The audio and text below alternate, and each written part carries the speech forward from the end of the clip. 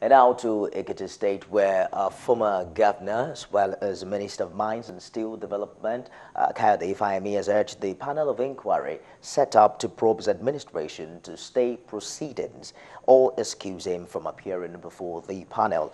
Fayemi said this on Friday through his counsel, Rabiu Balogun, who represented him at the resumed hearing of the panel of inquiry in Ado Ekiti. Balogun said the decision of the former governor is based on existing court actions instituted by the minister. He did inform the commission that he wouldn't appear before them and that he should be excused if the commission cannot stay proceedings. Ordinarily, we expect them to stay proceedings. We were in court. We sue the chairman and other members of the commission that you cannot do this because the legality of the commission itself is being challenged. The former governor has instituted 3 suits challenging the legality of the panel of inquiry, as well as the powers of the State House of Assembly to set up the panel. I Court Ekiti State, FCTI, I Court Abuja. All these issues, what the commission ought to do with respect to them is that you stay proceedings. Why are we in a hurry to do this? I mean, whatever the court decides, then we can move forward.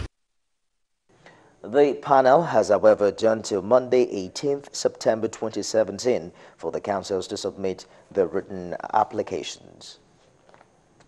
Now, stakeholders in the education sector in Ekiti State have commended the Fayemi-led administration for retaining the first position at the 2017 June-July National Examination Council results among the 36 states of the Federation. The feat achieved by the state, according to the stakeholders, was a manifestation of Governor Fayemi's proactive steps to repositioning and improving the standard of education in the state. English and mathematics, they were doing fairly well in other subjects. We analyzed the results. Both WAEC and NECO, we analyzed the results. Discovered that the performance of our students was so poor in English and mathematics. So immediately, we commenced what we call intervention lectures in January 2015. We are witnessing the revival of the lost glory in education. Ekiti was known, and every Ekiti is proud to be associated with the philosophy of the fountain of knowledge. Time it was when Christ School was the best in West Africa. Governor Fayemi, in his remarks, dedicated the state's success at the NECO exams to all teachers in the state and said that his administration will sustain the performance. Secondly, it's not the first time. We are only sustaining the tempo. Made without putting teachers on driver's seat will be failed policies.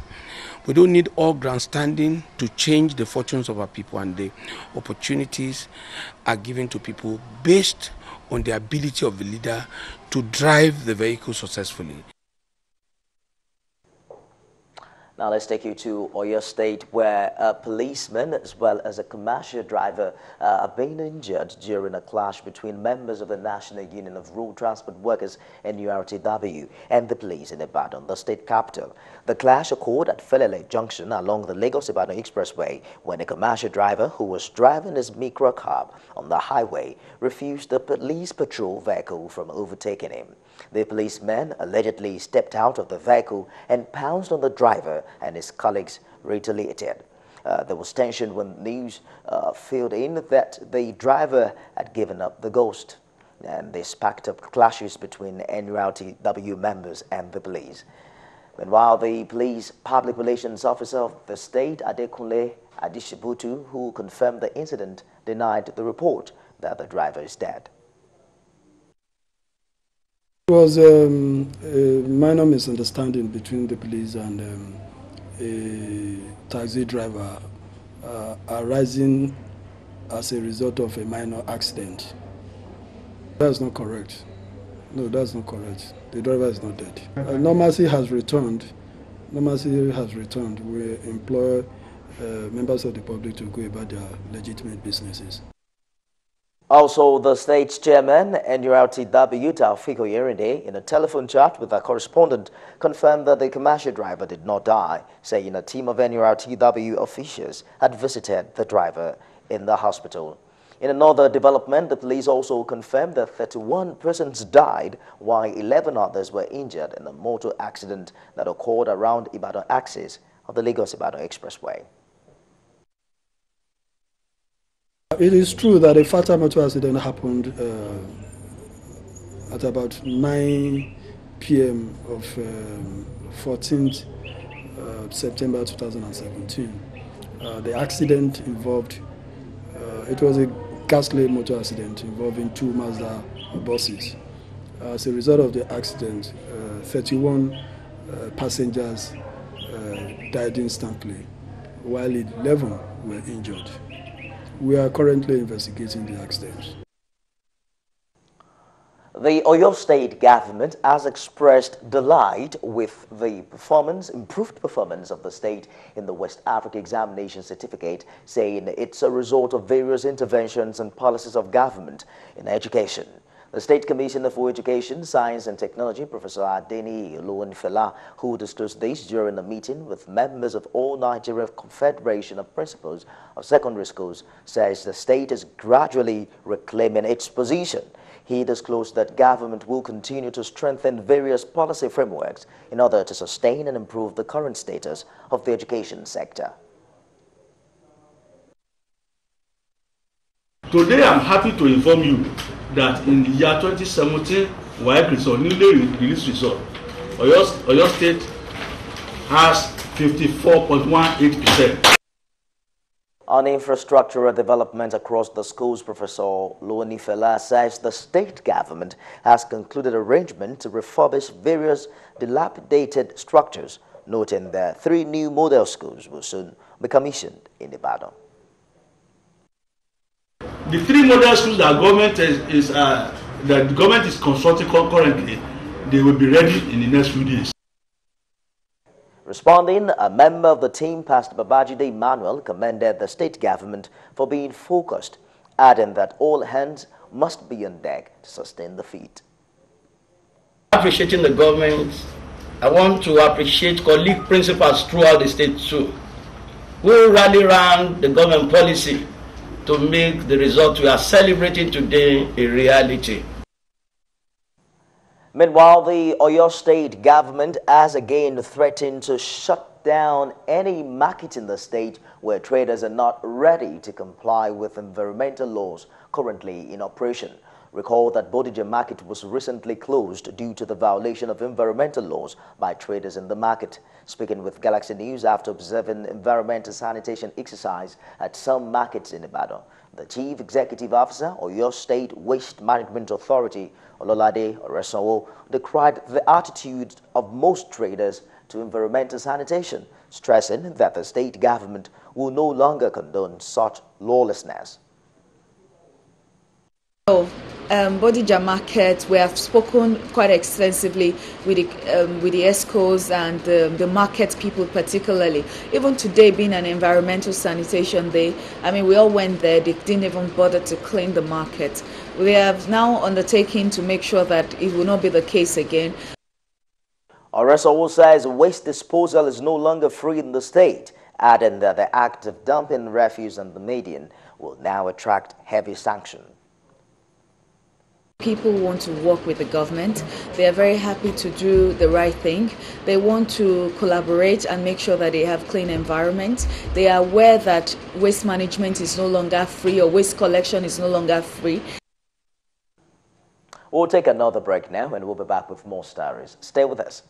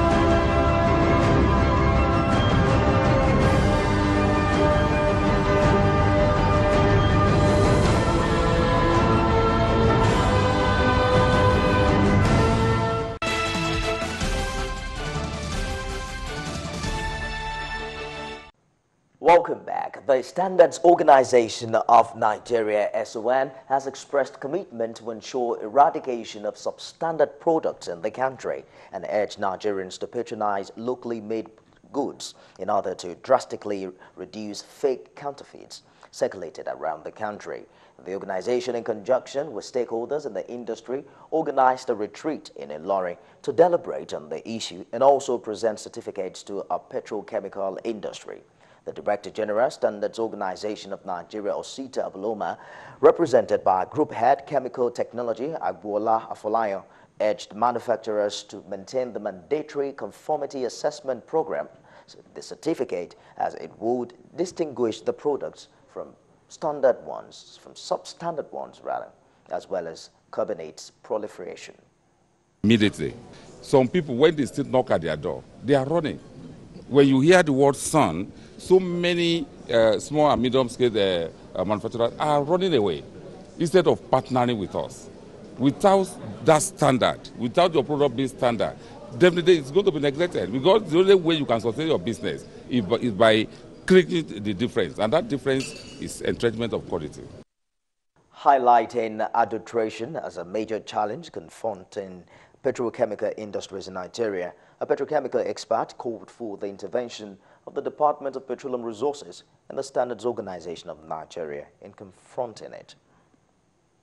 Most of the factories you see around now, we are facing this challenge of adulteration a lot, and the DPR and SON, they have to come to our help. We have to also support them to be able to assist us. Another speaker, who is the state president of Kwara State Industry, Commerce and Manufacturing Association, explained that 70% of pollution in Nigeria is through automobiles, especially through adulterated engine oils, as bad lubricants and vehicles is dangerous to health. And what we mean by emission control, 70% of the pollution we have in Nigeria is on automobiles. And you don't know what you benefit when you have the right lubricant in your vehicle. Speakers at the occasion agree on the need for constant monitoring by relevant agencies to ensure that the country is fully rid of fake and adulterated lubricants. Protesting primary school teachers under the aegis of the Nigeria Union of Teachers NUT in Sagbama local government area of Bayelsa State took to the streets in protest over the backlog of salaries owed them by the state government. The teachers, armed with placards of different inscriptions, say they will no longer return to classrooms until the demands are met. The protest by the primary school teachers is coming after a similar protest was carried out by affiliate members in Yenegua local government area, as the NUT chairman called on the state government to take over local government salaries payment. Is not capable enough to control primary schools. Therefore, we are appealing to the state government and federal government to come to our aid. Take over primary schools from the local government council. Government cannot pay their own salary of 66 million monthly, then plus our own 96 million. They cannot meet up. Now, the only thing they can do is to divert our money to pay their staffs. That is why we, the teachers in Sagbama local government, have not received July. So because of all this nonsense, we are now appealing to the state governor, who declared state of emergency in the education sector. I want to ask a question here to both the Commissioner of Education and the governor. The state of emergency that has been declared by him, are we not part of it? Meanwhile, primary schools in Sagbama local government area remain shut as a result of the protest by the teachers, who say it's no work, no pay and no work. Are not paid their salaries and all their entitlements. It invariably affects the non-academic staffs as well. Like very many other persons have said, we are in hungry, we cannot go to work any longer because all our salaries, all arrears. If they don't, no pay, no work. We are not resuming at all. All schools must be under lock and key.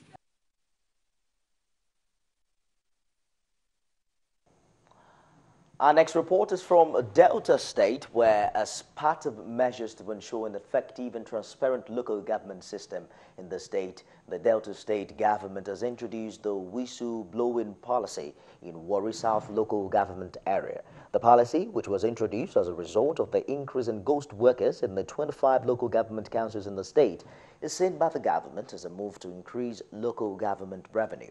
Addressing workers and staff of the council, head Delta State Local Government Service Commission Stella Ogboma says reports will be demanded on a monthly basis.